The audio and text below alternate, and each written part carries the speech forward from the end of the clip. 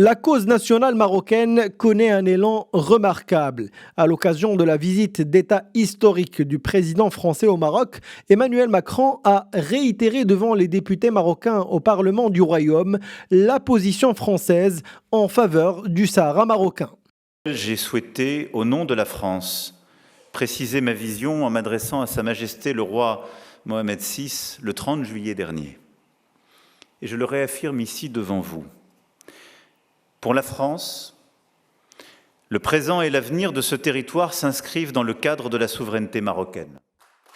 Immédiatement après le discours du président français, le site officiel du ministère français de l'Europe et des Affaires étrangères a publié la carte officielle du Royaume du Maroc, incluant ses régions du Sud.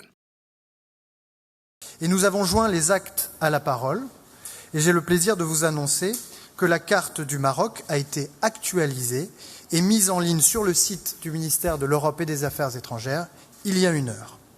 Outre la mise à jour de la carte du Royaume, la France a décidé de renforcer sa présence consulaire et culturelle au Sahara marocain. Les entreprises françaises accompagneront également le développement des régions du sud du Maroc. Nos opérateurs et nos entreprises accompagneront le développement de ces territoires au travers d'investissements, d'initiatives durables et solidaires au bénéfice des populations locales. Notre ambassadeur s'y rendra dès la semaine prochaine.